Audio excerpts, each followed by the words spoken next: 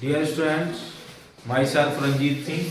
आज फिर नेक्स्ट जो पार्ट 2 है मॉडल पेपर का उसको कंप्लीट करते हैं और उसके कुछ लॉन्ग क्वेश्चन है। उस मॉडल पेपर में जो लॉन्ग क्वेश्चन दे रखे हैं मोस्ट, उन क्वेश्चनों को मैं आज लेकर आया हूं। तो उन लॉन्ग क्वेश्चन के साथ हम आज डिस्कस करते हैं। तो देखें, पहला ये क्वेश्चन दे रखा है बेटा, obtain and expressions for the capacitance of a parallel plate capacitor when dielectric is the field between the two parallel plate। कहने का मतलब जब दो पैरेलल प्लेट थी बेटा और दो पैरेलल प्लेट के बीच, मतलब एक पैरेलल प्लेट ये है बेटा, एक पैरेलल प्लेट ये है, इसको x मान लो, एक पैरेलल प्लेट को क्या मान लो, y मान लो, इसको क्या मान लो, y। फर्स्ट प्लेट को कनेक्ट कर दो किसी एसी सोर्स से, किससे, तो इस पर पॉजिटिवली चार्ज डिस्ट्रीब्यूट हो जाता है। क्या हो जाता है, पॉजिटिवली चार्ज। और इसको कनेक्ट कर दो अर्थ से, तो इस पर निगेटिवली चार्ज प्रोड्यूस हो जाता है। लेकिन इसके बीच क्या फील्ड किया गया है, उसने कोई एक स्लैब फील्ड किया हुआ है। देखो लिखा हुआ है dielectric is the field between two plates, मतलब एक स्लैब रखी गई है T, जिसकी आपकी जो डिस्टेंस T है वो कितनी होगी, T, और बिटवीन प्लेट डिस्टेंस कितनी मान लेंगे, T, D, between distance plates कितनी मान लेंगे, D। अब आगे डियर स्टूडेंट्स अब इसको सोल्व करते हैं।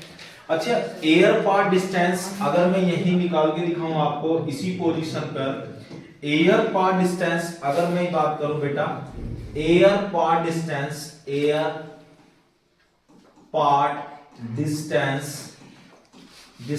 कितना हो जाएगा आपका, d minus T. Air part distance कितना हो जाएगा, d माइनस टी। अच्छा, मेटल डिस्टेंस कितना है, t। अब आओ डिस्कस करते हैं इसका डेरिवेशन। 5 मार्क्स का क्वेश्चन है, तो ध्यान रखना, बहुत ध्यान से इसको सोल्व करते हैं। यहां पर लिखेंगे वी नो दैट, क्या लिखेंगे बेटा, वी नो दैट, क्या भाई, we know that E equal sigma upon कितना होता है बेटा, एप्सिलॉन नॉट। E इक्वल कितना होता है बेटा, या सिग्मा इक्वल टू कितना होता है, Q अपॉन A। ये सरफेस चार्ज डेंसिटी है। सिग्मा इक्वल टू कितना होता है, Q upon A। Now E equal sigma upon 2 epsilon not plus sigma upon 2 epsilon not. Now E equal कितना हो गया, एलसीएम सेम है बेटा, 2 एप्सिलॉन नॉट सिग्मा प्लस कितना हो गया, sigma 2 sigma upon 2 epsilon not. E equal कितना हो गया बेटा, सिग्मा अपॉन एप्सिलॉन नॉट, या ऐसे कह सकते हैं y यूजिंग इक्वेशन फर्स्ट। तो E इक्वल कितना हो गया बेटा, Q अपॉन नीचे कितना, A एप्सिलॉन नॉट। इसको सेव कर लो वैल्यू, और इस वैल्यू को मान लो इक्वेशन सेकंड। अगर बात करें इसकी,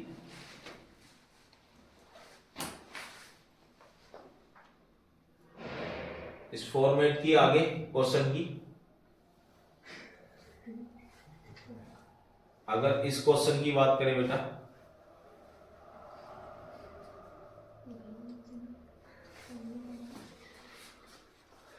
वैल्यू E इक्वल टू कितना होता है बेटा, V अपॉन नीचे कितना, D। अच्छा, अगर मैं टोटल पोटेंशियल की बात करूं, V इक्वल टू कितना हो जाएगा, E इंटू कितना हो जाएगा, D। लेकिन इसका तो टोटल पोटेंशियल V इक्वल कितना हो जाएगा, E एयर पार्ट डिस्टेंस कितनी थी, D minus t, plus E metal, और मेटल के साथ डिस्टेंस कितनी थी बेटा, T। इसके साथ अगर बात करें, नाउ नेक्स्ट V इक्वल कितना हो जाएगा आपका, V इक्वल कितना हो जाएगा, E एयर मतलब सिग्मा अपॉन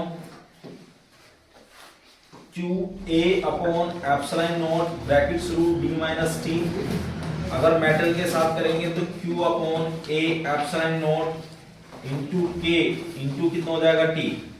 अच्छा कुछ कॉमन ले सकते हैं प्यारे बच्चे, V इक्वल कितना कॉमन आ जाएगा आपका Q upon A epsilon naught bracket शुरू bracket 1 D minus t plus t upon नीचे कितना K। हमें क्या फाइंड करना है बच्चा, कैपेसिटेंसी। क्या फाइंड करना है बेटा, कैपेसिटेंसी। अच्छा कैपेसिटेंसी का फॉर्मूला क्या होता है बेटा, C इक्वल टू कितना होता है Q अपॉन नीचे कितना V, और V की वैल्यू हमारे पास क्या है, फाइंड करेंगे कितना हो जाएगा, C इक्वल